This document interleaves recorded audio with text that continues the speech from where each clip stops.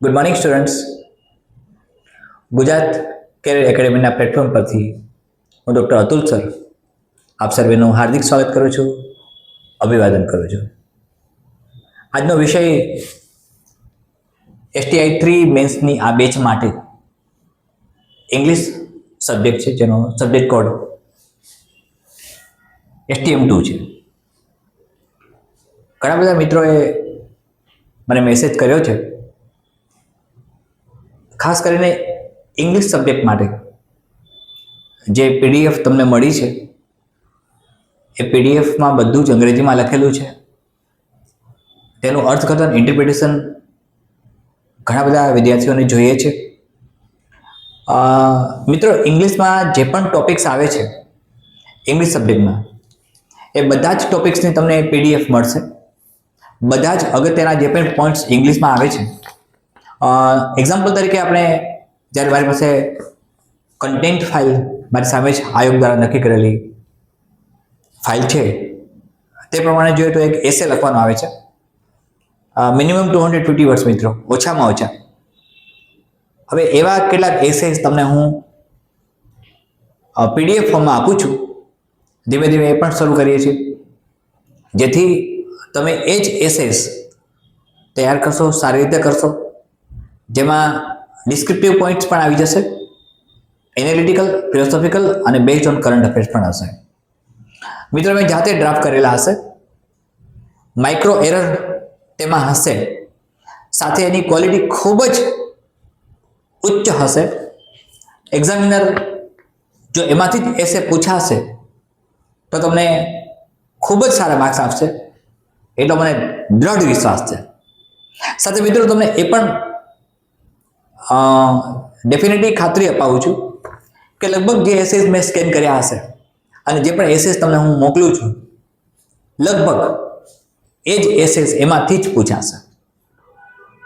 આવું હું અનચેલેન્જેબલી પબ્લિકલી કહી શકું છું. તમારે માત્ર તૈયાર કરવાના છે, તમને એ ફાઇલ મળશે. લેટર રાઇટિંગ લગભગ 150 વર્ડ છે. ફોર્મલ લેટર એ પણ તમને PDFમાં અલગ અલગ પ્રકારના લેટર્સ હું આપતો રહીશ. સાથે તમારું રાઇટિંગ ટાસ્ક પણ હું તપાસતો રહીશ. એક આન્સર રાઇટિંગ સ્કિલ્સ માટે તમને એક શેડ્યુલ મળવાનો હતો, એ મળી જશે. કયા પ્રકારે આન્સર રાઇટિંગ સ્કિલ ડેવલપ કરવાની છે અને કયા પ્રકારે કરવાથી મેક્સિમમ માર્ક્સ આવે આપણને, એ આપણે એક સારો એટેમ્પ્ટ કરવો છે. રિપોર્ટ રાઇટિંગ 200 વર્ડ્સમાં છે મિત્રો, અને એ પણ તમને હું સતત કન્ટિન્યુઅસલી આપતો રહીશ. એક ફોર્મલ સ્પીચ છે જે તૈયાર કરવાની હોય છે સામાન્ય રીતે. મિત્રો, એ સામાન્ય સંજોગોમાં જ્યારે એક બ્યુરોક્રેટ, એક ઓફિસર જ્યારે રિક્રુટ થાય છે, ત્યારે એને જે સ્પીચ આપવાની હોય છે પબ્લિકલી, એના રેફરન્સમાં હોય છે. હું તમને સરસ મજાનું સમજાવી દઈશ, અને એના કેટલાક સ્પીચીસના, આ બધી સ્પીચીસના કેટલાક પોઈન્ટ પણ હું આપીશ. સાથે PDFની અંદર સ્પીચીસ ડ્રાફ્ટ કરીને પણ આપીશ. પ્રિસાઇઝ રાઇટિંગ જે 1/3 છે, એ તમને એક 300 વર્ડનો પેસેજ પૂછાશે, અને એનું 1/3 કરવાનું છે, મીન્સ 100 વર્ડ્સમાં તમારે લખવું પડે. રીડિંગ કોમ્પ્રિહેન્શન છે મિત્રો, આ બધું જ તમને PDF ફોર્મની અંદર ટેલિગ્રામ ચેનલ પર મળતું રહેશે. સાથે ગુજરાત કેરિયર એકેડેમીની કોમ્યુનિટી ગ્રુપ ચેનલ જે છે તેના પર પણ સતત મળતું રહેશે.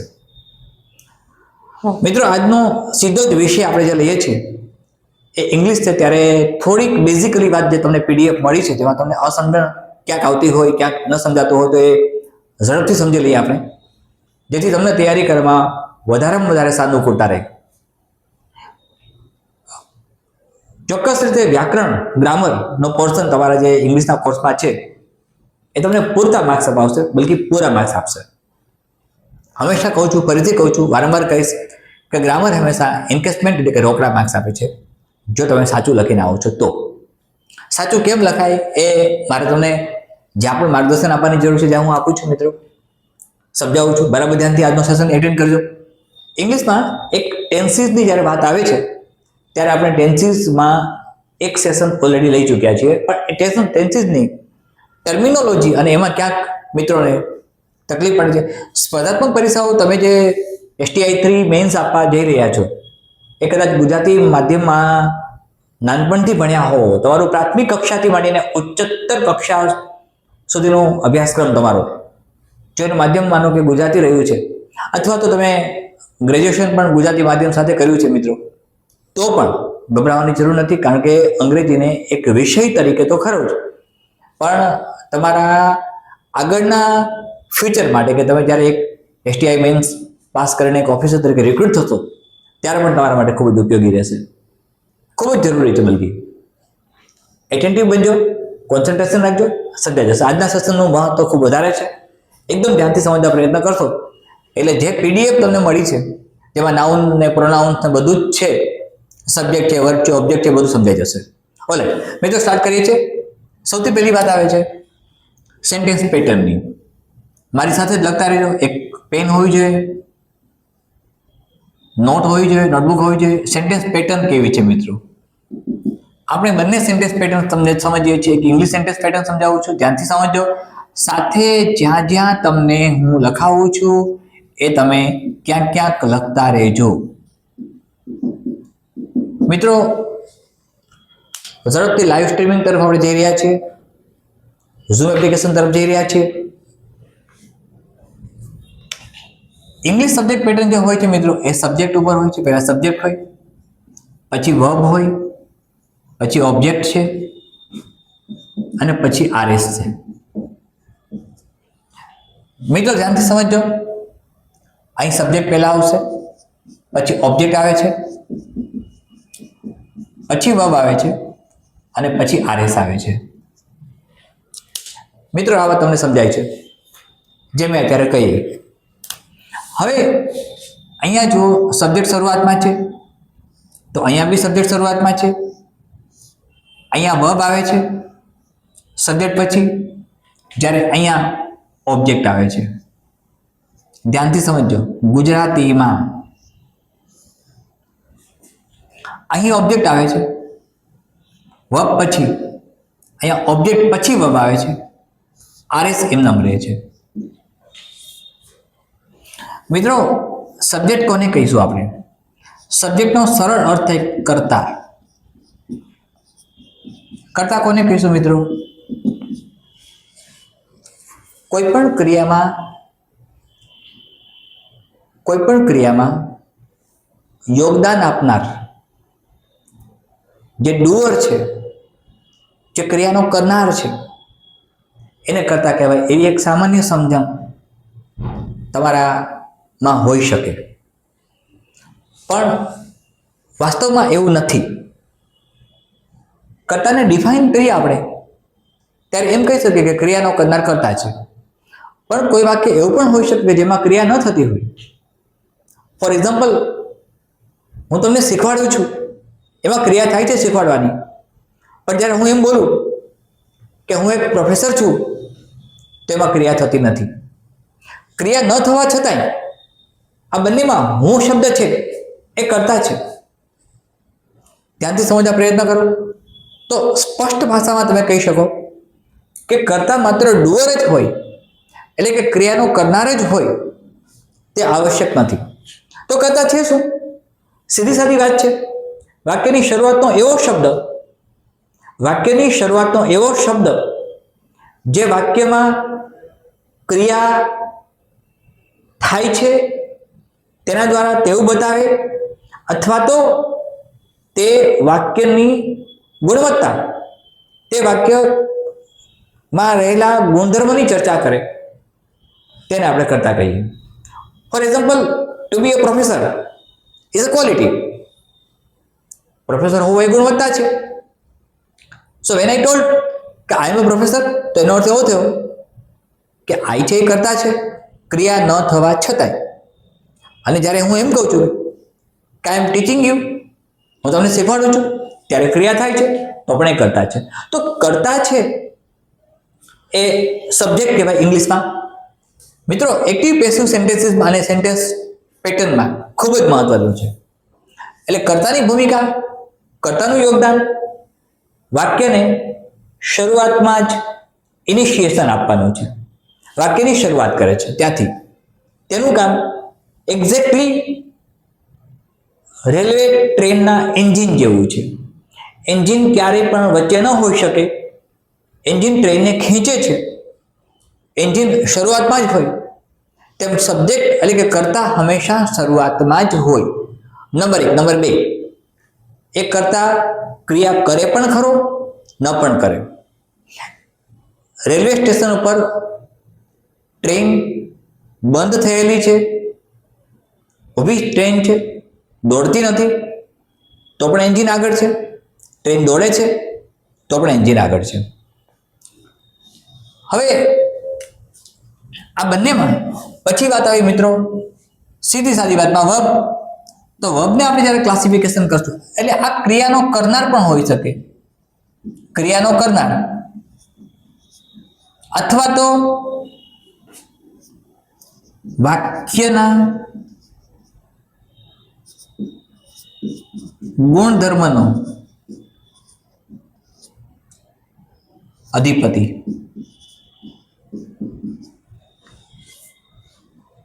વાક્યના ગુણધર્મનો અધિપતિ છે એને આપણે ક્રિયા કહ્યું. ક્રિયા થાય પણ ખરી, ન પણ થાય, આ સમજાય છે. હવે મિત્રો જ્યારે વર્બની વાત આવે છે, ક્રિયાપદની, આપણે ઇંગ્લિશ પેટર્ન પ્રમાણે ચાલીએ છીએ અને ઇંગ્લિશ પેટર્ન પ્રમાણે ચાલે ત્યારે વર્બ પહેલા આવે, આઈ મીન કરતા પછી તરત આવે, તો આપણે એને ક્રિયાપદ કહ્યું. હવે ક્રિયાપદ શું છે મિત્રો?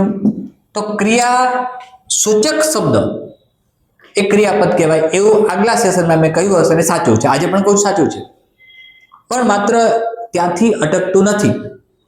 ક્રિયાપદના અલગ અલગ પ્રકાર છે મિત્રો. આ થોડી ડિસ્કશન એની પણ કરી લઈએ. વર્બને ડિફાઇન કરવું હોય તો એક તો ક્રિયા સૂચક શબ્દ, આ પહેલો ગુણધર્મ. નંબર 1, ક્રિયા સૂચક શબ્દ. અનેક ક્રિયાઓ થાય છે, અનકાઉન્ટેબલ. મેં ઘણી વખત તમને કહ્યું હશે, જે શબ્દ ક્રિયા બતાવે, જે શબ્દ ક્રિયા સૂચક હોય, આપણે એને ક્રિયાપદ કહ્યું. હવે ક્રિયા ન પણ બતાવે તો શું? તો પણ ક્રિયાપદ હોઈ શકે. તમે મને પૂછો કે સર એ કેવી રીતે? સમજાવું છું. ફોર એક્ઝામ્પલ, હું પ્રોફેસર, આટલું જ વાક્ય આપ્યું હોય તો ગુજરાતી ભાષાના અને વિશ્વની બધી જ ભાષાઓના નિયમ પ્રમાણે આ વાક્ય ઇનકમ્પ્લીટ છે, અપૂર્ણ વાક્ય છે. અહીંયા એમ લખવું પડે કે હું પ્રોફેસર છું, હતો અથવા હોઈશ. હવે મિત્રો હું પ્રોફેસર છું, તો આ છું, હતો અને હોઈશ આ શબ્દો એવા આવે છે કે જે વાક્યને પૂર્ણ કરે છે. વાક્યને પૂર્ણ કરે છે, વાક્યને પૂર્ણતા પ્રદાન કરે છે. સાથે કાર્ડ પણ બતાવે છે કે વાક્ય કયા કાળમાં છે. હું પ્રોફેસર છું એ વર્તમાન કાળ બતાવે છે. એક સમય હતો અત્યારે નથી એ ભૂતકાળ બતાવે છે. ક્રિયા થતી નથી, અત્યારે બી થતી નથી જ્યારે હું બોલું છું હું પ્રોફેસર છું. હું પ્રોફેસર હતો એમ બોલું છું ત્યારે પણ ક્રિયા થતી નથી. હું પ્રોફેસર હોઈશ ત્યારે પણ ક્રિયા થતી નથી, કારણ કે એ પ્રોફેસરની ક્વોલિફાઈંગ વસ્તુ બતાવે છે, પ્રોફેસરનો ક્વોલિફાઈંગ કેરેક્ટરિસ્ટિક બતાવે છે. તો આવા જે શબ્દો હોય, છું, હતો, હોઈશ, આવા બધા શબ્દોને અંગ્રેજી ભાષામાં હેલ્પિંગ વર્બ કહેવાય છે મિત્રો. હેલ્પિંગ વર્બ એ વાક્યને કાળ, વાક્યનો કાળ નક્કી કરે છે. વાક્ય કયા કાળમાં છે નક્કી કરે છે. એટલું જ નહીં, પણ જે મેઇન વર્બ છે, હું તમને અંગ્રેજી ભણાવું છું, તમને અંગ્રેજી ભણાવવું ક્રિયાપદ થયું, મેઇન ક્રિયાપદ ભણાવવું થયું. પણ ભણાવું છું, આ છું આવ્યું, એ છું શબ્દ તેને મદદ કરે છે, કાળ બતાવે છે, આઈડેન્ટિટી આપે છે ટેન્સની, કે આ પ્રેઝન્ટ ટેન્સ છે. હતો હોઈશ તો પાસ્ટ ટેન્સ, હોઈશ હોય તો ફ્યુચર ટેન્સ. તો સ્વાભાવિક છે કે એવા શબ્દોને હેલ્પિંગ વર્બ કહેવાય. તો ક્રિયાપદના બે પ્રકાર ભણ્યા આપણે મિત્રો. અત્યારે હાલ પૂરતું ખાલી એટલું સમજાવું છું, પછી તો એમાં long term verb, short term verb ઘણા બધા આવશે. આ ટ્રાન્ઝિસ્ટિવ વર્બ, ઇનટ્રાન્ઝિસ્ટિવ વર્બ, સાથે મોડલ ઓક્સિલરીઝ, આ ઘણી બધી વાતો આવશે. એ ધીમે ધીમે આપણે કરીએ છીએ. તમને આટલું બરાબર સમજાય છે મિત્રો? ક્રિયાનો કરનાર કર્તા કહેવાય, અથવા તો કોઈ પણ વાક્યમાં જ્યારે કોઈ પણ વાક્યની અંદર એ તેના ગુણધર્મને દર્શાવે, એ ગુણધર્મનો અધિપતિ હોય, તેને આપણે કર્તા કીધો. આપણે સ્પષ્ટ ભાષામાં કહ્યું, ક્રિયા કરે પણ ખરો, ક્રિયા ન પણ કરે. ક્રિયાપદની વ્યાખ્યા આપી ત્યારે ક્રિયાસૂચક શબ્દ પણ હોય અથવા તો કાળસૂચક શબ્દ હોય. મિત્રો, કાળસૂચક શબ્દ એટલે કે એનો કાળ નક્કી કરે. કાળસૂચક શબ્દનો અર્થ એનો કાળ નક્કી કરશે કે એ વર્તમાન કાળમાં છે, ભૂતકાળમાં છે કે ભવિષ્યકાળમાં છે. મિત્રો, ઇંગ્લિશમાં આવા શબ્દોને ટુ બી ફોર્મ કહેવાય છે. ટુ બી ફોર્મ જ્યારે હોય, ટુ બીના 3 ફોર્મ બને. ધ્યાનથી સમજવાનો પ્રયત્ન કરજો. એક હોય છે એનું પ્રેઝન્ટ, એક હોય છે પાસ્ટ અને એક હોય છે ફ્યુચર. જ્યારે મિત્રો ટુ બી ફોર્મ પૂછાય, ટુ બી ફોર્મ જ્યારે હોય ત્યારે ટુ બી ફોર્મની અંદર પ્રેઝન્ટ ટેન્સ જ્યારે પણ હોય છે ત્યારે એના 3 ફોર્મ બને: એમ, ઇઝ અથવા આર. જ્યારે પાસ્ટ ટેન્સ હોય ત્યારે વોઝ અથવા વર, અને ફ્યુચર ટેન્સ હોય ત્યારે શેલ અથવા વિલ. મિત્રો, ઝડપ થોડીક એટલા માટે રાખું છું કે તમારા માઇન્ડ સાથે ટ્યુનિંગ થાય. આ એક ટીચિંગ મેથડ છે જેમાં ઘણી વખત ટીચરને, મેન્ટરને સ્પીડ આપવી પડે. તમારું માઇન્ડ કેટલું દોડે છે અમારી સાથે જ, એ પણ મારે થોડું સ્કેન કરવું છે. તો ટુ બીના 3 રૂપ થયા, જેને આપણે હેલ્પિંગ વર્બ કહ્યું, જે કાળ બતાવે છે, આઈડેન્ટિટી બતાવે છે ટેન્સની. તો એમ, ઇઝ, આર અને વોઝ વર. હવે સીધો સવાલ આવશે કે એમ, ઇઝ, આર કયા સબ્જેક્ટ સાથે મુકાય? નંબર 1 આ તમારા મનમાં આવશે. નંબર 2, હજી આપણે ઓબ્જેક્ટને ડિફાઇન કરીએ છીએ, તો પેલા વર્બને ડિફાઇન કરી લીધો. વર્બની ખબર આપણે પડી ગઈ બધાને કે વર્બની અંદર હંમેશા ક્રિયાસૂચક શબ્દ હોય, એને વર્બ કીધું. અથવા તો કાળ બતાવે તો એને પણ આપણે વર્બ કહીશું. આ તમને બરાબર સમજાય છે? હવે જ્યારે વર્બની વાત પૂરી થાય છે ત્યારે આપણે ઓબ્જેક્ટ તરફ જઈએ, પણ એ પહેલા ઓબ્જેક્ટ તરફ જતા પહેલા સેન્ટેન્સ પેટર્ન નહીં ભૂલતા. પહેલા સબ્જેક્ટ, પછી વર્બ અને પછી ઓબ્જેક્ટ. ઇંગ્લિશની સેન્ટેન્સ પેટર્ન છે. ગુજરાતીની સેન્ટેન્સ પેટર્નમાં સબ્જેક્ટ પછી ઓબ્જેક્ટ, પછી વર્બ, પછી આરએસ, એટલે કે સ્થિતિ બદલાય છે વર્બ અને ઓબ્જેક્ટની. આટલું મિત્રો બરાબર સમજજો. હવે જ્યારે કાળ બતાવનારા શબ્દો કે જે આપણે હવે ક્રિયાપદ કયા એમને, બલકે ક્રિયાપદ જ છે, તો એ જો કાળ બતાવે તો આપણે હેલ્પિંગ વર્બ નામ આપ્યું. આ જે હેલ્પિંગ વર્બ નામ આપ્યું, આ હેલ્પિંગ વર્બની અંદર જો છું હોય તો પ્રેઝન્ટ ટેન્સ છે મિત્રો. જો હતો હોય તો પાસ્ટ ટેન્સ છે. જો હોય તો ફ્યુચર ટેન્સ છે. સમજાય એવી વસ્તુ છે. હવે એ એમ, ઇઝ, આર કઈ જગ્યાએ લગાડવા, ક્યાં લગાડવા, સાથે સબ્જેક્ટ કોણ કોણ હોઈ શકે? ક્રિયાનો કરનાર અથવા તો કોઈ વાક્યમાં રહેલી ગુણવત્તા અને ગુણધર્મનો અધિપતિ. તો એ સજીવ પણ હોય, લિવિંગ પણ હોય, નોન લિવિંગ પણ હોઈ શકે. કારણ કે લિસન ટુ મી, જો ક્રિયાનો કરનાર હશે તો એ લિવિંગ થિંગમાં આવશે, પણ જો ક્રિયાનો કરનાર નહીં હોય ને ગુણવત્તા બતાવશે તો ડેફિનેટલી એ નોન લિવિંગ પણ હોઈ શકે. For example, Ahmedabad is a big city. તો Ahmedabad is a big city, Ahmedabad is a big city. તો અમદાવાદ સબ્જેક્ટ બને છે, નોન લિવિંગ હોવા છતાં. તો અમદાવાદ છે એ બિગ સિટીની નું ક્વોલિફાઈંગ છે, એની ક્વોલિટી બતાવે છે.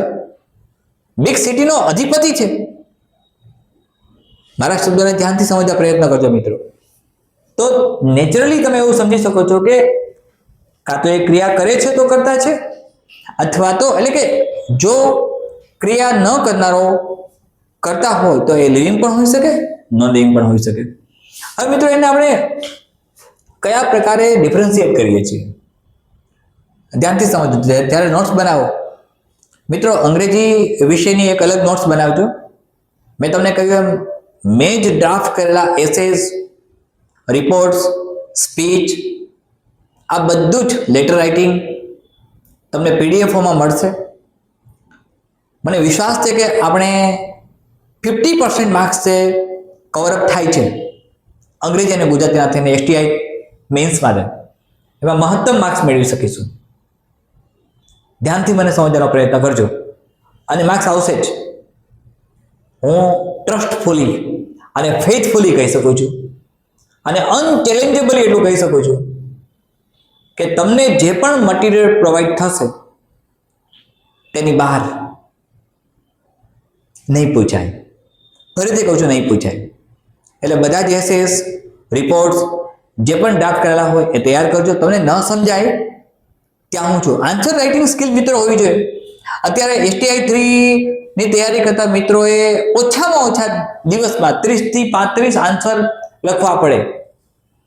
મહત્તમ ધ્યાન તમારું રાઇટિંગ સ્કિલ ઉપર આપો. રાઇટિંગ સ્કિલને સતત ડેવલપ કરવાની છે. રાઇટિંગ સ્કિલ ડિપેન્ડન્ટ માર્ક્સ તમારા છે.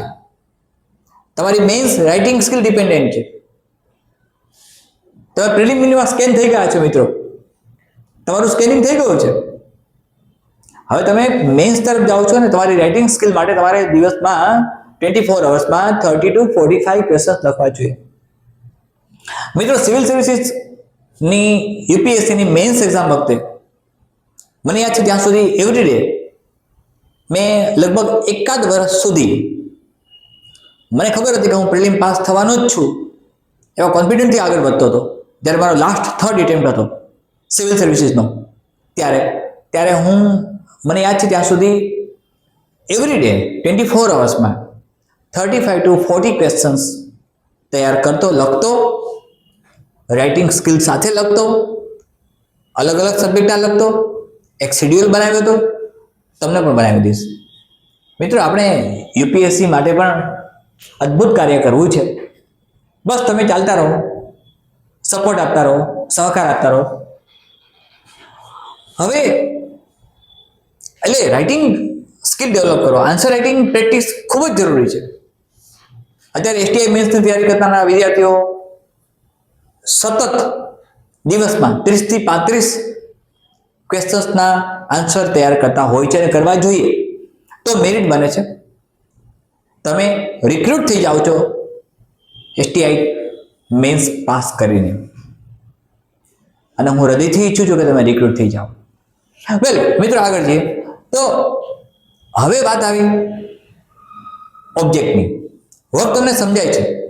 તમને એમ થશે કે એમિઝાર ક્યાં મૂકવું, કયા સબ્જેક્ટ સાથે મૂકવું, સબ્જેક્ટના પ્રકાર કેટલા. વેલ હવે મિત્રો સરળ ભાષામાં જો કહું તો જ્યારે તેની વાત આવે છે કે સબ્જેક્ટના પ્રકાર કેટલા છે, આપણે એ તરફ પણ જઈએ અને ઝડપથી જઈએ. સબ્જેક્ટ માટે એક બેઝિક સબ્જેક્ટ જે હોય છે એ નાઉન હોય. એટલે નાઉનની વાત આવશે મિત્રો. હવે જે તમને પીડીએફ મળી છે એમાં નાઉન શબ્દ આપ્યો છે. તો નાઉન શબ્દ શું છે પહેલા એ વાત કરીએ અને પછી પ્રોનાઉન તરફ જઈએ. જે આપણે સબ્જેક્ટનો એક પોઈન્ટ છે, સબ્જેક્ટનો એક પેટા વિષય છે. હવે સબ્જેક્ટ બે પ્રકારે હોય. કાં તો એ ધ્યાનથી સમજો, લિસન ટુ મી, કાં તો એ નાઉન ફોર્મમાં છે અથવા તો એ પ્રોનાઉન ફોર્મમાં છે.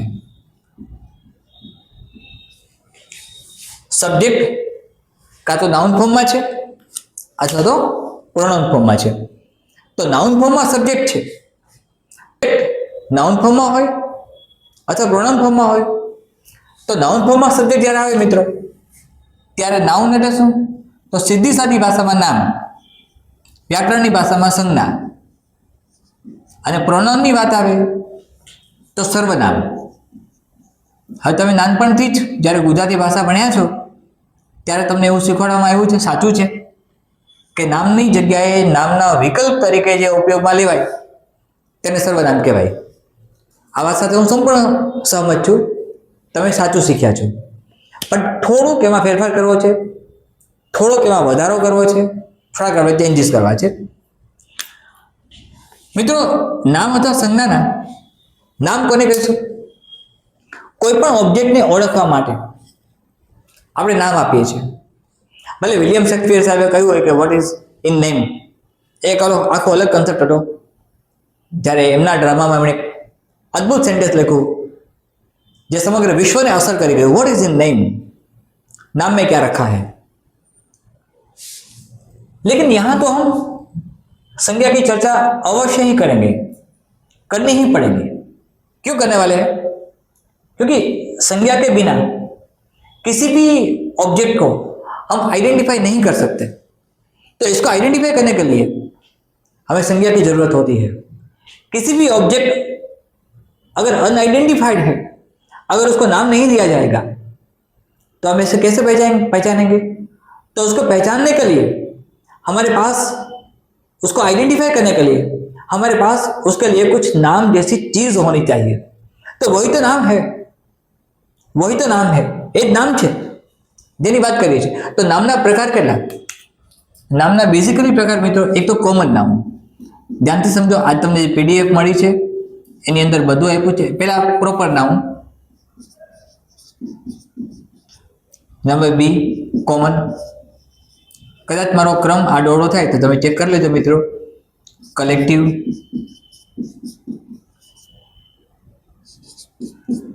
મટીરિયલ, એબ્સ્ટ્રેક્ટ, આ નામના પ્રકાર થયા। એક પ્રોપર નાઉન, એક common noun, collective noun, material noun, abstract noun. મિત્રો આ છે શું? Proper noun, common noun, collective noun, material noun, abstract noun.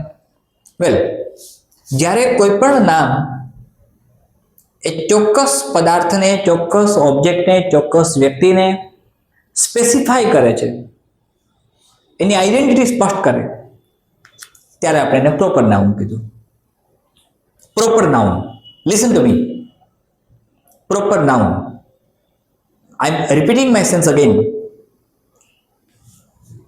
किसी भी चीज को अगर हम स्पेसिफाई कर सकते हैं और उसको एक नाम दे सकते हैं तो उसी नाम को हम बोलेंगे प्रॉपर नाउन। ध्यान से समझो, कॉमन नाउन ए कॉमननेस बतावे, सामान्यपणो बतावे। फॉर एग्जाम्पल स्कूल लईए आपणे तो स्कूल છે કોમન, ગાયત્રી સ્કૂલ લઈએ, ગાયત્રી સ્કૂલ એવું કોઈ આપણે નામ આપીએ તો ગાયત્રી સ્કૂલ એ પ્રોપર નાઉન છે। ગુજરાત કેરિયર એકેડેમી એ પ્રોપર નાઉન છે। ડોક્ટર અતુલ સર એ પ્રોપર નાઉન છે। अहमदाबाद ए प्रॉपर नाउन है, Gujarat proper noun, India proper noun. Listen to me, India एक नेशन है, જ્યારે નેશન શબ્દ આવે છે ત્યારે કોમન નાઉન બની જાય છે। જ્યારે માત્ર સ્કૂલ શબ્દ આવે છે ત્યારે કોમન નાઉન બની જાય છે, ત્યારે પ્રોપર નાઉન નથી। કારણ કે સ્કૂલ કોમનનેસ છે। સ્કૂલનું કાર્ય શું? વિદ્યાર્થીઓને અભ્યાસ કરાવવાનો, વિદ્યાર્થીઓને સર્ટિફાઈડ કરી આપવાનું, વિદ્યાર્થીઓને શિક્ષણ આપવાનું। તો સ્કૂલ કોમન નાઉન, પણ Gayatri school proper noun. Road common noun, पर CG road proper noun. City common noun, Gandhinagar proper noun. I think you are understanding now difference between proper noun and common noun. A commonness, girl common noun, Neha proper noun, boy common noun, Abhijit proper noun, teacher common noun, teacher common noun। कोई teacher નું નામ હોય, for example Radha teacher proper noun, professor common noun, doctor Atul sir proper noun. तो common noun और proper noun no difference बराबर तमने समझाय छे। आगे लईए कलेक्टिव नाउन, एक कलेक्शन ना फॉर्म में होय मित्रों, एकलू न होय। For example team, committee, group, trust, army, police, આ બધા જ શબ્દો જે જૂથમાં હોય તેને આપણે કહીશું કલેક્ટિવ નાઉન. મિત્રો તેની સાથે સિંગ્યુલર વર્બ ફોર્મનો પ્રયોગ થાય એ પછી વાત હું શીખવાડું છું અને કહું છું તમને મટીરિયલ નાઉન. એકદમ સરળ ભાષામાં સમજાવું તો અહીંયા તમે લખી શકો army, group, so and so, committee, trust, whatever like that. હવે વાત આવી મટીરિયલ નાઉનની. તો મટીરિયલ નાઉનનો એક સામાન્ય કન્સેપ્ટ એવો ધ્યાનમાં અત્યારે રાખો તમને સમજવા માટે, જેથી આપણે સબ્જેક્ટ તરફ આરામથી જઈ શકીએ છીએ. એક કોમન કન્સેપ્ટ એવો રાખો કે જેને તમે गणी ना सको. यू कैन नॉट काउंट, जिसकी आप गिनती नहीं कर सकते, लेकिन आप उसका वेट कर सकते हैं, आप उसको वेट कर सकते हैं, वजन कर सकते हैं, जिसका जेने मापी शकाय. लिसन टू मी, जेने गणी ना सकाय, जेने गणी न सकाय, जेनु वजन थई सके, जेने मापी शकाय. Listen to me carefully. एवा शब्दों આપણે મટીરિયલ નાઉન કહ્યું. For example milk, water, all this things are coming in material noun. Material noun બરાબર સમજજો. સાથે હ્યુમન ફિલિંગ બધી, હેપીનેસ, પ્લેઝર, પેન, આ બધા જ આવશે મટીરિયલ નાઉનમાં.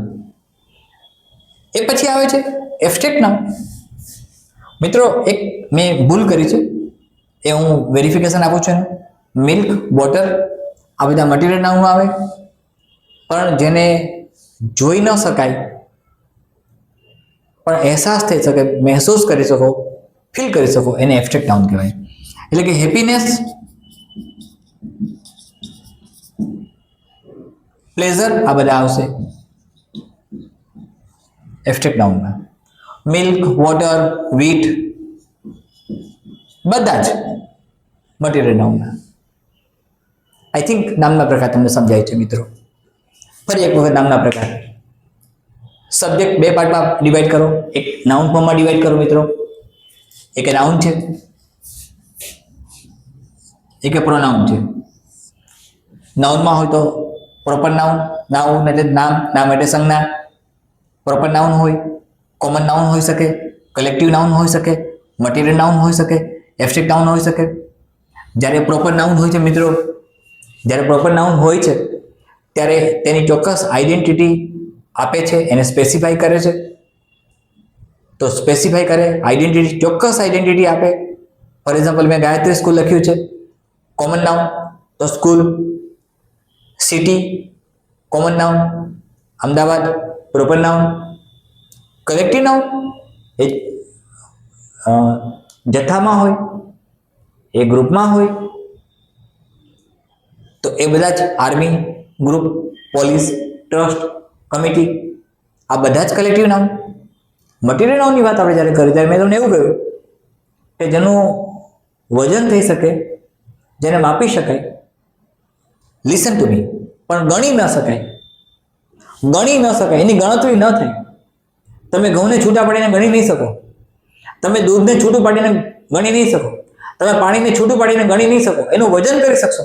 વેલ, તો આ બધા જ મટીરિયલ નાઉનમાં આવે. એબ્સ્ટ્રેક્ટ નાઉનની જ્યારે વાત કરીએ ત્યારે આપણે જોઈ ન શકીએ, સ્પર્શી ન શકીએ, પણ અનુભવી શકીએ. ફોર એક્ઝામ્પલ ગરમી, ઠંડી, happiness, pleasure, so and so. I think તમને સમજાય છે. એની ડાઉટ? આમાં કંઈ ડાઉટ આવશે જ નહીં. ખૂબ જ થોડા સમય મિત્રો આપણે લાઈવ સ્ટ્રીમિંગ તરફ જઈશું તમારી સાથે. કન્ટિન્યુઅસલી ઝૂમ એપ્લિકેશન થ્રુ પણ અને અહીંયા પણ લાઈવ સ્ટ્રીમિંગ થ્રુ આપણે શરૂ કરવા જઈ રહ્યા છીએ. એટલે આપણો વાર્તાલાપ સીધો થશે, જે અત્યારે તમે સાંભળો છો અને હું અભ્યાસ કરાવું છું તેની જગ્યાએ આપણું બંનેનું ઇન્ટરેક્શન થઈ જશે. વેલ, સર્વનામ મિત્રો, જ્યારે સર્વનામની વાત આવે છે ત્યારે નામને બદલે મુકાય એ. નામના વિકલ્પ તરીકે આપણે ઉપયોગમાં લઈએ તે. હવે નામના વિકલ્પ તરીકે ઉપયોગમાં લીધું મિત્રો, લિસન ટુ મી, તો એ કેવું? હવે કોમન નાઉનની વાત આવી જ્યારે આપણે, અને પ્રોપર નાઉનની વાત આવી તો ફોર એક્ઝામ્પલ આપણે એક એક એક નામ લખીએ આપણે. Listen to me. This is like Gayatri. હવે હું જ્યારે કોઈ પેરેગ્રાફ લખું છું કે જેમાં હું ગાયત્રીનું વર્ણન કરું છું, ગાયત્રીની વાત લખું છું, ગાયત્રીની સ્ટોરી લખું છું, ગાયત્રી વિશે લખું છું, તો ગાયત્રી વિશે લખું છું તો વારંવાર હું ગાયત્રી નહીં લખું ને. ગાયત્રી માટે કોઈ શબ્દનો પ્રયોગ કરું છું. આપણે ગુજરાતીમાં તેણી શબ્દ મૂકીએ છીએ. તેણી શબ્દ છે અથવા તે શબ્દ મૂકીએ, મસ્ક્યુલાઇન હોય, પુરુષ હોય તો, સ્ત્રી હોય તો શી મૂકીએ. તો આ જે મૂકીએ છીએ એને પ્રોનાઉન કહેવાય. હવે પ્રોનાઉનના અલગ અલગ પ્રકાર છે મિત્રો. લિસન ટુ મી. એક તો પર્સનલ પ્રોનાઉન. હવે પર્સનલ પ્રોનાઉન કોને કહેવાય? પછી ઘણા બધા પ્રકાર છે. ઇન્ટ્રોગેટિવ પ્રોનાઉન, પછી ડેમોન્સ્ટ્રેટિવ પ્રોનાઉન, ડેમોન્સ્ટ્રેટિવ,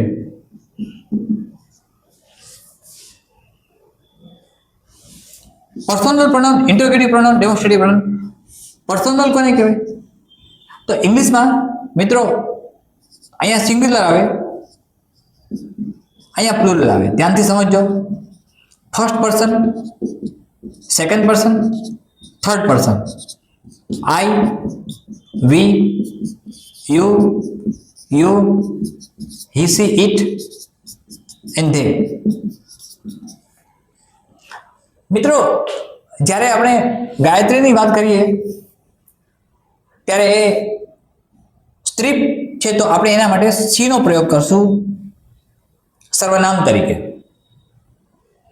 જ્યારે હું મારી વાત કરતો છું ત્યારે આઈ બોલું છું, ફર્સ્ટ પર્સન, ફર્સ્ટ સિંગ્યુલર. જ્યારે તમે અને હું જોડાઈ જઈએ છીએ અથવા મારી સાથે કોઈ જોડાઈ જાય છે, આપણે બધા જોડાઈ જઈએ છીએ તો વી બને છે. વી નો અર્થ શું થાય? બધા સાથે જ્યારે આઈ જોડાઈ જાય છે, ફર્સ્ટ પ્લુરલ જ્યારે જોડાઈ જાય, સિંગ્યુલર સોરી, ફર્સ્ટ સિંગ્યુલર જ્યારે જોડાઈ જાય ત્યારે એ બની જાય છે વી. મારી સામે કોઈ છે એ સિંગ્યુલર છે, મારી સામે કોઈ છે, હું એની સાથે વાત કરું છું ત્યારે સિંગ્યુલર હોય તો સ્વાભાવિક છે કે એ સેકન્ડ સિંગ્યુલર છે, સેકન્ડ પર્સન છે. એ સેકન્ડ પર્સન છે, સિંગ્યુલર છે, યુ મૂકું છું. ઇંગ્લિશમાં પ્લુરલ માટે પણ યુ મુકાય. મારી સાથે 5 થી 6 વ્યક્તિઓ સામે હોઈને હું વાત કરતો હોઉં, ચર્ચા કરતો હોઉં ત્યારે સ્વાભાવિક છે કે તે બહુવચનમાં આવે છે. આપણે ગુજરાતીમાં બધા બોલતા હોય છે, આ તમે બધા એમ બોલીએ, અને હિન્દીમાં બોલીએ આપ સબ લોગ. તો આપ સબ લોગ, આપ સબ લોગ એવું જ્યારે બોલીએ છીએ આપણે ત્યારે એ આપ સબ લોગ પ્લુરલમાં આવશે, સેકન્ડ પ્લુરલમાં આવશે. Third he she it. ઇન્ટ્રોગેટિવમાં મિત્રો WH વર્ડથી શરૂ થતા બધા શબ્દો આવશે. Who, which, when, where, why, whom, how, so and so. આની ચર્ચા આપણે ત્યારે જ કરી લઈએ, ઝડપથી કરી લઈએ. હુ એટલે કોણ, વિચ નોન લિવિંગ ઓબ્જેક્ટ માટે, વેન ક્યારે, સમય બતાવે છે, વેર ક્યાં, સ્થળ બતાવે છે, વાય શા માટે, રીઝન બતાવે છે, હુમ કોને, કોની, કોનું, અને હાઉ કેવી રીતે, મેથડ બતાવે છે, મેનર બતાવે છે. આ બધા ઇન્ટ્રોગેટિવ પ્રોનાઉન છે. ડેમોન્સ્ટ્રેટિવ આપણે આંગળી ચીંધીને કહીએ ધીસ, ધેટ, ધોઝ, આ બધા જ. This is a wonderful place, તો ધીસ નું plural this. That is a good thing, that નો ધોઝ. આ બધા જ મિત્રો ડેમોન્સ્ટ્રેટિવ પ્રોનાઉનમાં આવે. આમાં ઘણી બધી વાતો આપણે કરીશું પછી તો, અને ઘણા બધા કન્સેપ્ટ મારે સમજાવવાના છે, સમજાવીશું. અત્યારે મારે જે મને મેસેજીસ મળે છે કે અમારે આ ઇંગ્લિશના સબ્જેક્ટ વર્બ ઓબ્જેક્ટ એ કેવી રીતે સમજવા, આ એની વાત ચાલે છે. વેલ, તો આ 3 પ્રકારના પ્રોનાઉન આપણે ભણ્યા. મિત્રો, પ્રોનાઉન એ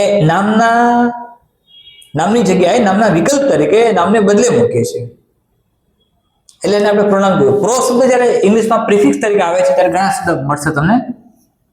વિગતવાર વાત એની ઇટિયોલોજીની કહીશું, શબ્દ કેમ બન્યો. ફોર એક્ઝામ્પલ, પ્રોવિઝન, પ્રોનાઉન, ઘણા બધા શબ્દો મળશે. જેમ જેમ વિચારશો, proclaim, profile, many words are there. Well, તો આ વાત આપણે કરી સબ્જેક્ટના પ્રકારની. મિત્રો, સબ્જેક્ટના પ્રકાર પૂરા થયા પછી વર્બને આપણે ક્લાસિફાય કરી દીધું. વર્બને આપણે ક્લાસિફાય કેવી રીતે કર્યું? તો કે એક તો મેઇન વર્બ. જો હું ફરીથી સમજાવું છું, આજે સબ્જેક્ટ વર્બ ઓબ્જેક્ટ કમ્પ્લીટ કરી નાખી આપણે, કે જેથી તમને કોઈ પ્રકારની દુવિધા ન રહે. સાથે નાઉન સમજાવી દીધા. નામ તમને યાદ રહી ગયા છે મિત્રો, કે નાઉન કોને કહેવાય. મારી સાથે જ શક્ય હોય ત્યાં સુધી લખતા રહો. એવું લાગે તો લખેલું જ્યાં સુધી બોર્ડ ઉપર હોય સ્ક્રીનશોટ લઈ લો અને એને પ્રેઝર કરી દો, એમાંથી સમજવાનો પ્રયત્ન કરો. મિત્રો, જ્યારે વર્બની વાત આપણે કરી ત્યારે મેં એમ કહ્યું કે ચીફ વર્બ જે ક્રિયા બતાવે છે, અને મેં એમ પણ કહ્યું કે હેલ્પિંગ વર્બ. આ બી વાત થઈ ગઈ મિત્રો. તો કે હેલ્પિંગ વર્બમાં આપણે 3 પ્રકાર પાડ્યા. ચીફ વર્બ છે, ક્રિયા થાય છે એમ બતાવે છે. એક્શન છે, આપણે એમ કહી શકીએ કે એક્શન વર્ડ છે. આ એક્શન વર્ડને આપણે ચીફ વર્બ કીધું. પછી હેલ્પિંગ વર્બ આવ્યા, તો 3 આવે છે. કાં તો પ્રેઝન્ટ ટેન્સ હોય, કાં તો પાસ્ટ ટેન્સ હોય, અને કાં તો ફ્યુચર ટેન્સ હોય. જો પ્રેઝન્ટ ટેન્સ હોય તો મેં એમ કહ્યું કે એમ આવશે, ઇઝ આવશે અને આર આવશે. પાસ્ટ ટેન્સ હોય તો વોઝ આવશે અથવા વેર આવશે, અને ફ્યુચર હશે તો શેલ અથવા વિલ. હવે જ્યારે પ્રોનાઉનની વાત મિત્રો આપણે કરી હતી, એક આઈ લખ્યું હતું, વી લખ્યું હતું, યાદ કરો. અહીંયા યુ લખ્યું હતું, અહીંયા યુ હતું, હી સી ઇટ હતું, અને ધે લખ્યું હતું. હવે તમારી સામાન્ય સમજણ પ્રમાણે, એક ખૂબ જ સામાન્ય અંગ્રેજી જ્ઞાન પ્રમાણે તમે આઈ સાથે હંમેશા એમ લખો છો, વી સાથે હંમેશા આર લખો છો. જો પ્રેઝન્ટ ટેન્સ હોય તો યુ સાથે આર જ લખો છો, યુ સાથે આર લખો છો, હી સાથે ઇઝ લખો છો, સી સાથે ઇઝ લખો છો, ઇટ સાથે ઇઝ લખો છો, અને ધે સાથે આર લખો છો. પણ આ કઈ કન્ડિશન છે? જ્યારે પ્રેઝન્ટ ટેન્સ હોય તો. જો પાસ્ટ ટેન્સ હશે તો વોઝ લખશો, અહીંયા આઈ વોઝ. વી સાથે વર લખશો, વી વેર. યુ સાથે વર લખશો, ઓલવેઝ. યુ સાથે વર લખશો, હી સી ઇટ સાથે વોઝ લખશો, ઇટ સાથેની જગ્યાએ વોઝ લખશો, ઇટ સાથે વોઝ લખશો, અને ધે સાથે હંમેશા વર લખશો. આ તમને સમજાય છે મિત્રો? આ વાત પ્રેઝન્ટ, પાસ્ટ, આ બંને ટેન્સને કરી. ઇંગ્લિશમાં મેં છેલ્લા એક સેશનમાં કહ્યું છે કે સેલનો પ્રયોગ મિનિમમ થાય છે, બધે વિલ મુકાય છે. એટલે બધા જ સાથે તમે વિલ મૂકી શકો. I will, we will, you will, he she it will, and they will. આ એકદમ કમ્ફર્ટેબલી સમજાય એવું છે. તો એક્શન વર્ડ ચીફ વર્બ છે, અને હેલ્પિંગ વર્બ, અને મિત્રો એમિઝ આર, વોઝ વર અને શેલ વિલ ને ટુ બી ફોર્મ કહેવાય છે. હેલ્પિંગ વર્બના 3 પ્રકાર છે મિત્રો. Helping verb can be divided into 3 conditions. Listen to me. One is to do, to be પહેલા લખીએ. One is to be, to do અને to have. આને આપણે હેલ્પિંગ વર્બ કહીએ છીએ મિત્રો. અને ટુ બી નું જો રૂપ હોય પ્રેઝન્ટ ટેન્સ નું, તો આપણે ભણી ગયા એમ ઇઝ આર. પાસ્ટ ટેન્સ હોય વોઝ વર, અને ફ્યુચર ટેન્સ હોય તો શેલ વિલ. તમને જ્યાં પણ જરૂર લાગે ત્યાં બોર્ડ વર્ક જે કર્યું હોય એનો એક સ્ક્રીનશોટ લઈ લેવાનો, જેથી એ સ્ક્રીનશોટની મદદથી તમે તમારે સ્ટડી કરવું હોય ત્યારે ઉપયોગી થાય, જો ઇરેઝ થઈ જાય મારાથી તો. હવે to be, to do, to have, આ ત્રણેયનો વર્બ ઉપયોગ હેલ્પિંગ વર્બ તરીકે થાય, એટલે કે ચીફ વર્બને એ મદદ પ્રદાન કરે છે, એને મદદ કરે છે એટલે જ એને હેલ્પિંગ વર્બ તરીકે ઓળખવામાં આવે છે. વેલ, આ તમને સમજાઈ ગયું આટલું? વન્ડરફુલ. તો હવે ટુ બી નું ફોર્મ સમજાય છે. ટુ ડુ નો પ્રયોગ ક્યાં થશે તો મને કહેશો. ટુ હેવ નો પ્રયોગ ક્યાં થાય એ પણ તમને પૂછશો. ટુ ડુ નો પ્રયોગ મિત્રો નેગેટિવ સેન્ટેન્સમાં થાય. યાદ કરો મારો છેલ્લો session, simple present tense, simple past tense, future. Simple future મેં કદાચ કરાવ્યા હોય તો સિમ્પલ પ્રેઝન્ટ ટેન્સમાં આપણે ડુ ડઝ મૂકતા હતા નેગેટિવ અને ઇન્ટ્રોગેટિવ સેન્ટેન્સ માટે. યાદ કરો, સિમ્પલ પ્રેઝન્ટ ટેન્સના નેગેટિવ અને ઇન્ટ્રોગેટિવ સેન્ટેન્સ માટે આપણે ડુ અથવા ડઝ નો ઉપયોગ કરતા હતા. સિમ્પલ પ્રેઝન્ટ ટેન્સના નેગેટિવ ઇન્ટ્રોગેટિવ સેન્ટેન્સ માટે ડુ અને ડઝ. સિમ્પલ પાસ્ટ ટેન્સના નેગેટિવ અને ઇન્ટ્રોગેટિવ સેન્ટેન્સ માટે ડીડ. તો ટુ ડુ ના 3 રૂપ બનશે, પ્રેઝન્ટ, પાસ્ટ અને ફ્યુચર. પ્રેઝન્ટ હોય તો ડુ અથવા ડઝ, પાસ્ટ હોય તો ડીડ અને ફ્યુચર હોય તો શેલ ડુ અથવા will do. In short will do લખજો બધે જ. વન્ડરફુલ. ટુ હેવ ના 3 રૂપ લખીએ આપણે. એક તો હેવ અને હેઝ પ્રેઝન્ટ ટેન્સ હોય તો, પાસ્ટ ટેન્સ હોય તો હેડ અને ફ્યુચર ટેન્સ હોય તો શેલ હેવ અથવા વિલ હેવ. આપણે વિલ હેવ મૂકીએ છીએ જનરલી. સરસ. ટુ બી ના રૂપ તમને સમજાય છે મિત્રો, મેં લખ્યા છે બોર્ડ ઉપર, એટલે કોઈ સવાલ જ નથી. ટુ ડુ ના ડુ ડઝ, ડીડ અને વિલ ડુ. ધ્યાનથી સમજજો. ટુ હેવ ના હેવ અથવા હેઝ, હેડ અને વિલ હેવ. ઇનફ થઈ ગયું મિત્રો આટલું. This is enough for you, for common understanding. એક સામાન્ય સમજણ માટે આટલું ઇનફ છે. આ 3 રૂપની મદદથી એને આને ચીફ વર્ગમાં મદદ કરશે આ એનું કાર્ય. તો આ તમને સમજાય છે. મેં તમને સમજાવ્યા સબ્જેક્ટ અને વર્બ. સબ્જેક્ટની વાત કરી ત્યારે મેં તમને એવું પણ સમજાવ્યું, લિસન ટુ મી. એક ક્રિયાનો કરનાર હોય તો એ, અથવા ક્રિયા ન થતી હોય તો ક્વોલિફાઈંગ હોય એ. સાથે મેં તમને એ પણ સમજાવ્યું, ધ્યાનથી સમજવાનો પ્રયત્ન કરજો. મેં તમને એવું પણ કહ્યું ને કે સબ્જેક્ટને આપણે જ્યારે ડિફાઇન કરીએ છીએ ત્યારે ક્રિયા થતી હોય તો પણ હોય, ન થતી હોય તો પણ હોઈ શકે, લિવિંગ પણ હોય, નોન લિવિંગ પણ હોય. લિવિંગ હોય તો ક્રિયા થાય છે, નોન લિવિંગ હોય તો ક્રિયા ન થતી હોય, સ્વાભાવિક છે. ઓલરાઈટ. સબ્જેક્ટ પછી આપણે તરત વર્બ ભણ્યા. સબ્જેક્ટના બીજા પ્રકારે પડ્યા, પ્રોનાઉન બનાવ્યું આપણે કે સબ્જેક્ટના નામની જગ્યાએ સાથે નામને આપણે કનેક્ટ કરી નાખ્યા કે સબ્જેક્ટ નાઉન તરીકે કેવી રીતે હોઈ શકે. તો કે 5 પ્રકારના નાઉન બતાવ્યા: proper noun, common noun, collective noun, material noun, abstract noun. આ 5 પ્રકારના નાઉનની મદદથી આપણે સબ્જેક્ટને ડિફાઇન કર્યા. પછી સબ્જેક્ટ માટે પ્રોનાઉનનો પ્રયોગ કર્યો કે પ્રોનાઉન કયા કયા હોઈ શકે. તો કે singular plural, first person, second person, third person. જો ફર્સ્ટ પર્સન હોય તો આઈ, સિંગ્યુલર હોય, ફર્સ્ટ પર્સન, ડ્યુઅલ ફોર્મમાં છે, બહુવચનમાં છે તો વી, ફર્સ્ટ પર્સન. જ્યારે જોડાઈ જાય છે આઈ અન્યો સાથે ત્યારે વી બને છે, એ પણ વાત કરી મેં, સમજાવ્યું તમને. વેલ, આવી રીતે યુ, હી, સી, ઇટ અને they. He, C third singular છે. થર્ડ સિંગ્યુલર શું તમે મને પૂછશો? થર્ડ સિંગ્યુલર એટલે કે નીધર આઈ નોર યુ, ન તો હું ન તમે, પણ કોઈ ત્રીજું જ છે. કોઈ ત્રીજું કોણ છે? ફોર એક્ઝામ્પલ જ્યારે હું વાત કરું છું Ahmedabad is a big city, તો અમદાવાદ થર્ડ સિંગ્યુલર છે. શું કામ? ન તો તમે અમદાવાદ છો, ન તો હું અમદાવાદ છું, તો ઇટ ઇઝ થર્ડ. પણ હું એમ કહું કે Ahmedabad and Delhi are big cities, it means કે અમદાવાદ અને દિલ્હી આ બે પ્લુરલ ફોર્મ થયું, તો આપણે ત્યાં ધ્યેય મૂકીએ છીએ. I think you are understanding. મિત્રો, અંગ્રેજી ખૂબ સરળ ભાષા છે. થોડુંક સમજવાનો પ્રયત્ન કરશો તો ખૂબ જ સારા માર્ક્સ આવી શકે એમ છે. અને કિંગ મેકરની ભૂમિકામાં છે. ફરીથી કહું છું, વારંવાર કહું છું અને કહેતો રહીશ. એટલે સતત તમારો પ્રયત્ન એવો હોવો જોઈએ કે જેમાં તમે કમ્ફર્ટેબલી વર્ક કરી શકો. આગળ હવે આ વાત વર્બની થઈ. વર્બ પછીની જ્યારે વાત કરીએ મિત્રો આપણે, તો એ આવે છે ઓબ્જેક્ટ. એ શું છે એ પણ સમજી લઈએ કે ઓબ્જેક્ટ શું છે. તમને નાઉન સમજાઈ ગયું મિત્રો. આજે ઘણા બધા કન્સેપ્ટ તમારા ક્લિયર થાય છે અને આ કન્સેપ્ટને સતત ક્લિયર કરતા રહેજો, કન્ટિન્યુઅસલી. સતત પુરુષાર્થ, મહેનત, પ્રચંડ વિશ્વાસ, પ્રચંડ શ્રદ્ધા, આત્મનિરીક્ષણ, આ એક સારા સ્પર્ધકમાં હોવા જોઈએ તેવા ગુણધર્મો છે મિત્રો. એક સારા સ્પર્ધાત્મક પરીક્ષાર્થીમાં આ બધા જ ગુણધર્મો હોવા જોઈએ. શિસ્તબદ્ધ વાંચન અનુશાસનનું પાલન, પ્રચંડ પુરુષાર્થ, પ્રચંડ મહેનત, પ્રલોભન રહિત, લાલચ રહિત, વાસ્તવિકતાથી ખૂબ નજીક, આ બધા જ લક્ષણો એક સ્પર્ધાત્મક પરીક્ષાર્થીમાં હોય છે અને આ તમારામાં હોવા જોઈએ અને તમારામાં છે એવું મને લાગે છે.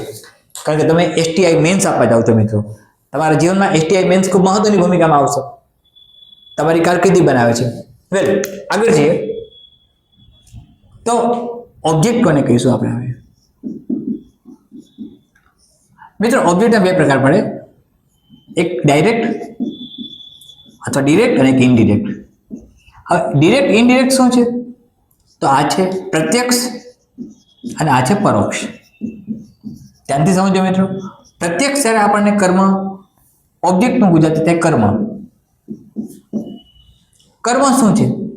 તો પ્રત્યક્ષ હોય તો વોટ ક્વેશ્ચન પૂછે એટલે કે શું, તો આપણને પ્રત્યક્ષ કર્મ મળે છે. અને પરોક્ષ તો કે હું એટલે કે કોને કોની પ્રશ્ન પૂછે, કોને પૂછો, કોની પૂછું, અથવા કોનું, એ તો નોની નુના એમ માનો તમે.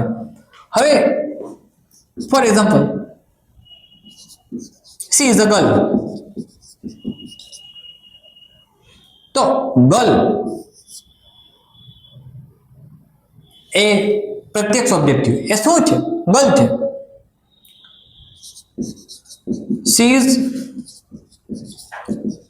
Reading a book. શું વાંચે છે? શું વાંચે છે? અ બુક. તો એ પ્રત્યક્ષ કર્મ છે. વોટ ક્વેશ્ચન પૂછીએ આપણે એટલે આપણને પ્રત્યક્ષ કર્મ મળે છે. પ્રત્યક્ષનો અર્થ છે પ્રતિ પ્લસ અક્ષ. મિત્રો સંધિ વિજ્ઞાનના નિયમોમાં આપણે જોવું છે કે નહીં એ પછી નક્કી કરીશું, પણ પ્રતિ પ્લસ અક્ષ એટલે પ્રત્યક્ષ. પ્રતિનો અર્થ સામે, અક્ષ એટલે આંખ, આંખની સામે. વેલ, તો એ પ્રત્યક્ષ કર્મ થયો. પરોક્ષ કોને કહેવાય? પરહ પ્લસ અક્ષ. પરોક્ષ કોને કહેવાય? તો કે કોનું પ્રશ્ન પૂછે. દાખલા તરીકે આઈ નો હિમ, હું તેને ઓળખું છું. કોને ઓળખું છું? તેને.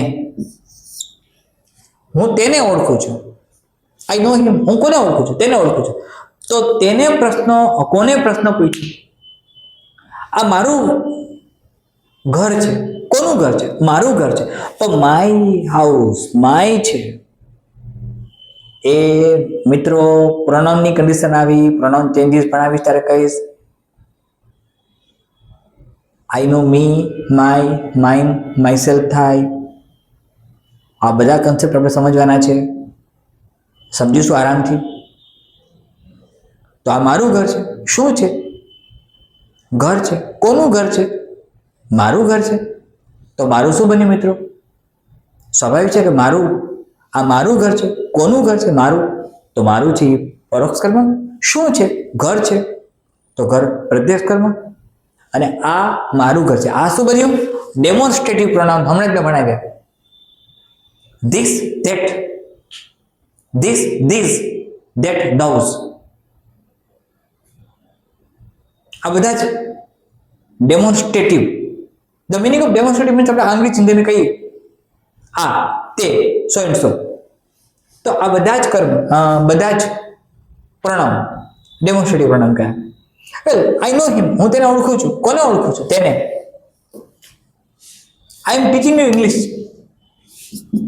I am teaching you English. બે કર્મ છે મિત્રો, બંને કર્મ છે. યુ પણ છે, ઇંગ્લિશ પણ છે. યુ કેવું છે? ઇનડાયરેક્ટ. અને ઇંગ્લિશ કેવું છે? ડિરેક્ટ. આઈ શું બન્યું? સબ્જેક્ટ. એમ શું બન્યું? Helping verb. ટીચિંગ શું બન્યું? ક્રિયાપદ. વેલ, આજે બધું સમજાય ને મિત્રો. જ્યારે હું એમ બોલું છું કે આઈ એમ ટીચિંગ યુ ઇંગ્લિશ, ત્યારે આઈ છે એ શું બને છે? તમને એક એક્ઝામ્પલ આપું છું. આપણે જે ભણ્યા અને જે શીખીએ છીએ એ બરાબર જાય છે કે નહીં મારે જોવું છે. અને મારે તમારી પાસેથી સમજવું છે કે તમારું કોન્ફિડન્સ, તમારું પ્રભુત્વ કેટલું વધે છે. મિત્રો તમારી જાત ઉપરની શ્રદ્ધા સતત વધારતા રહેજો. આત્મવિશ્વાસ સતત વધવો જોઈએ. મેરુરે ડગે પણ જેના મન ન ડગે. તમારું મન નહીં ડગાવતા, મેરુરે ડગે પણ જેના મન ન ડગે. મન નહીં ડગાવતા, સતત કર્મ કરતા રહ્યો, સતત મહેનત કરતા રહ્યો, સતત મહેનત કરતા રહ્યો. અને હંમેશા મહેનત અને પ્રચંડ પુરુષાર્થ એક રામબાણ ઇલાજ છે સફળતા માટેનું. પહેલું સેન્ટેન્સ શીખવાડું છું, ત્યાંથી સમજો. I am teaching you English. Number 2, Mr. Trivedi was teaching you English.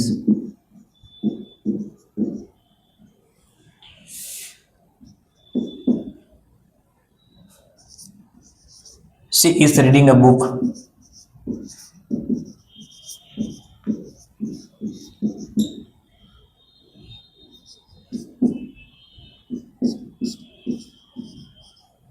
I am going to Rajkot.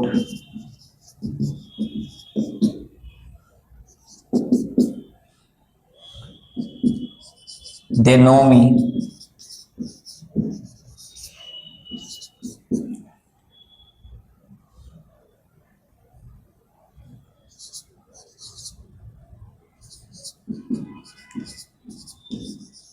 She gives me an advice.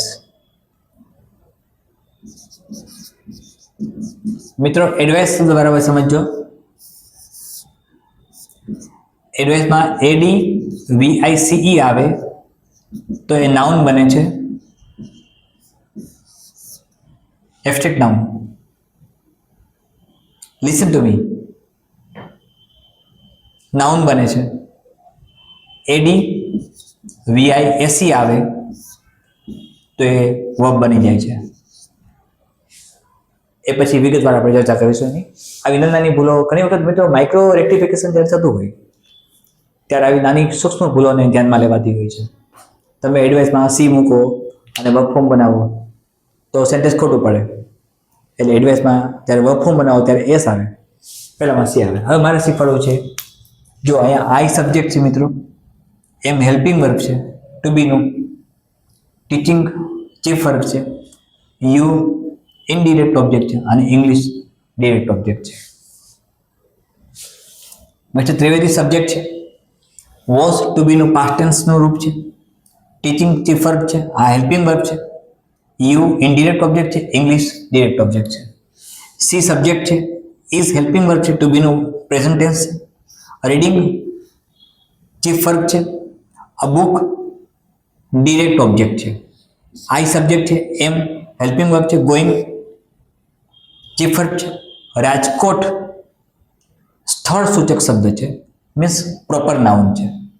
આ પ્રોપર નાઉન છે, આ કોમન નાઉન છે. English, listen to me, English તમે proper noun તરીકે define કરો છો કે common noun તરીકે? ધ્યાનથી મને સમજો મિત્રો. ઇંગ્લિશ પ્રોપર નાઉનમાં આવે, કોમન નાઉનમાં આવે, એ તમારે વિચારવાનું છે, કારણ કે લેંગ્વેજનો એક પાર્ટ છે. There are so many languages. Language common noun છે, લેંગ્વેજ કોમન નાઉન છે, પણ ઇંગ્લિશ એક સ્પેસિફિક લેંગ્વેજ થઈ તો આ પ્રોપર નાઉન થયું. આ યુની વાત કરીએ તો આ પ્રોનાઉન થયું. સેકન્ડ સિંગ્યુલર પણ હોઈ શકે અને સેકન્ડ પ્લુરલ પણ હોઈ શકે. મિત્રો ઘણી બધી વાત તમને સમજાય છે અને એકદમ ઇઝી ગોઈંગ, સરળતાથી જાય છે. આજે આપણે ભણ્યા શું? આજના સેશનમાં આપણે શું કાર્ય કર્યું? આજના સેશનમાં મિત્રો આપણે ઘણી વાતો શીખી ગયા ઝડપથી. આજના સેશનમાં આપણે એવું શીખ્યા કે સબ્જેક્ટ વર્બ ઓબ્જેક્ટ એ ઇંગ્લિશ સેન્ટેન્સ પેટર્ન છે. આપણે એવું પણ શીખ્યા કે ગુજરાતીમાં સબ્જેક્ટ ઓબ્જેક્ટ વર્બ આ સેન્ટેન્સ પેટર્ન બને. સબ્જેક્ટને આપણે ડિફાઇન કર્યો, સબ્જેક્ટના પ્રકાર ભણ્યા, ઓબ્જેક્ટના પ્રકાર ભણ્યા, વર્બના પ્રકાર ભણ્યા, પ્રોનાઉન સમજ્યા અને common noun, noun, proper noun, collective noun, material noun એટલે કે નાઉન પણ સમજ્યા. આજના સેશનમાં મિત્રો જે PDF તમને મળી છે એ PDFના બધા જ પોઈન્ટ્સ એમાં આવી જતા હશે, બલ્કે આવી ગયા છે. હવે તમારે આનો સ્ટડી કરવાનો છે, અભ્યાસ કરવાનો છે, અધ્યયન કરવાનું છે. તમને મેં કહ્યું છે અહીંથી જ તમને મારાથી જ મેં જ ડ્રાફ્ટ કરેલા letter writing, ashes, precise, speech, report writing આ બધું જ મળી જશે. અને ફરી એક વખત કહું છું, એકદમ વિનમ્રતાથી કહું છું, મારા અનુભવોને આધારે કહું છું કે એક પણ સવાલ બહાર નહીં જાય, એક પણ સવાલ એવો નહીં હોય કે તમને નહીં આવડે.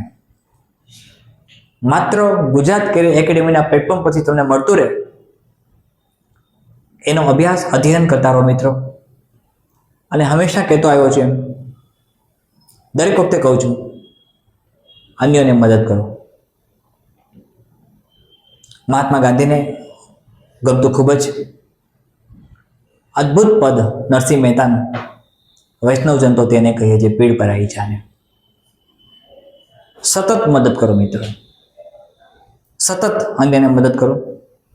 શક્ય હોય ત્યાં સુધી યુટ્યુબની આ ચેનલને, ગુજરાત કેરિયર એકેડેમીની આ ચેનલને મહત્તમ શેર કરો, લાઈક આપો, શેર કરો, સબસ્ક્રાઈબ કરો, કરાવડાવો. મિત્રો રિમોટ એરિયા સુધી પહોંચો.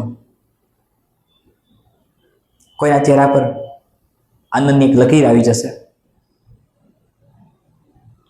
મેં કહ્યું છે બધાને ઉપયોગી બનીએ, બધાને મદદરૂપ બનીએ. મિત્રો આપણે હ્યુમન્સ છીએ, મનુષ્ય છીએ. આપણી માનવતાને જાગૃત કરીએ છે જ. સતર્કતાથી, સચેત બનીને આપણું રક્ષણ કરીએ, આપણે આપણી જાતને પ્રોટેક્ટેડ કરીએ અને અન્યોને પણ રક્ષિત કરીએ. મિત્રો સતત કહું છું, એકમાત્ર ઉપાય પ્રચંડ પુરુષાર્થ છે. વારંવાર મેં આ વાત તમને કરેલી છે. તમારી મહેનત જે દિવસ રંગ આવશે એવું વારંવાર હું બોલું છું અને મને વારંવાર એ કહેવાનું મન થાય છે. અને એ જ એક દિવસ સત્ય ઘટના તમારી સામે આવીને ઊભી રહેશે. તમારી સફળતા તમારા જીવનને એક નવી દિશા આપે છે. તમારે મિત્રો જરૂર છે માત્ર એક સાચા માર્ગદર્શન.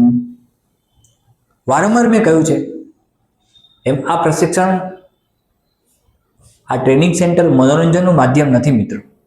અહીં માત્ર એમસીક્યુ નહીં કરાવવું. સ્માર્ટ બોર્ડ લઈને માત્ર એમસીક્યુ નહીં થાય. સ્માર્ટ બોર્ડ આવી જશે તમારા માટે, પણ સ્માર્ટ બોર્ડ ઉપર માત્ર એમસીક્યુ સોલ્વ નથી થતા. તમને આવડે છે મિત્રો. મેં ચેટ્સ પણ બંધ રાખી છે એટલા માટે, જેથી તમારું ધ્યાન માત્ર અભ્યાસમાં કેન્દ્રિત થાય. મને ખબર છે કે તમે મેચ્યોર ઇનફ છો, હું જાણું છું, પણ આ માત્ર મનોરંજનનું માધ્યમ નથી, અથવા મનોરંજનનું માધ્યમ છે જ નહીં. અહીં આપણે ગંભીરતાથી અભ્યાસ કરવા એકત્રિત થઈએ છીએ, તમને નિયમિત મળીએ છીએ મિત્રો. મારા કમિટમેન્ટને મેં પૂરેપૂરું પાડ્યું. ગુજરાત કેરિયર એકેડેમી સતત આગળ વધતી રહેલી છે. અહીંની digital wing, administrative wing, examination wing સતત કાર્ય કરે છે. તમને બધાને હૃદયપૂર્વકનું આમંત્રણ છે. ક્યારેક જુનાગઢ આવવાનું થાય તો ચોક્કસ ઇન્સ્ટિટ્યૂટની મુલાકાતે આવજો.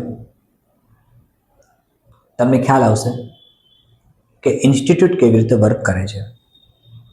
મિત્રો હેલ્પલાઇન નંબર ઉપર તમે ગમે ત્યારે સંપર્ક કરી શકો છો. ટેલિગ્રામની લિંક તમને યુટ્યુબમાં જોવા મળે છે. બધા જ પીડીએફ અને બધું જ ડીપીપી ત્યાં તમને મળતું રહેશે. એ તમારે કરવાનું છે, સાથે મહેનત અને પ્રચંડ પુરુષાર્થ. યુટ્યુબની આ લિંકને મેક્સિમમ વિદ્યાર્થીઓ સુધી પહોંચતી કરો મિત્રો. સાથે ટેલિગ્રામની લિંક મિત્રોને મોકલાવો. વોટ્સઅપ કમ્યુનિટી ગ્રુપમાં જોડાઈ જાઓ. ઇન્સ્ટાગ્રામનું પેજ ઓલરેડી ચાલુ છે, ફેસબુકનું પેજ ચાલુ છે મિત્રો. ગુજરાત કેરિયર એકેડેમી તમારી સાથે ચાલવા તૈયાર છે. તમે ચાલો મિત્રો, મજા આવશે. જિંદગી રમણીય છે. નિરાશ નહીં થશો, હતાશ નહીં થશો. કદાચ વારંવાર ફેલ થયા છો, વારંવાર નાસીપાસ થયા છો, વારંવાર નિષ્ફળ ગયા છો, મેન્સમાં નિષ્ફળ ગયા છો, ક્યારેક ઇન્ટરવ્યુમાંથી પાછા આવ્યા છો, ક્યારેક પ્રિલિમમાંથી પાછા આવ્યા છો. જ્યારે ગભરાશો નહીં. ગુજરાત કેરિયર એકેડેમી તમારી સાથે છે. તમે એક પગલું ચાલશો, અમે 10 પગલાં ચાલીશું. અમારું તમને કમિટમેન્ટ છે, અમારું તમને વચન છે, અને તમારા માટે હું પ્રતિબદ્ધ છું. મિત્રો, ફરીથી આવતીકાલે મળીએ છીએ. સતત મહેનત કરતા રહો, આગળ વધતા રહો અને સતત કાર્ય કરતા રહો. ફરીથી મળીએ છીએ આવતીકાલે. ધન્યવાદ.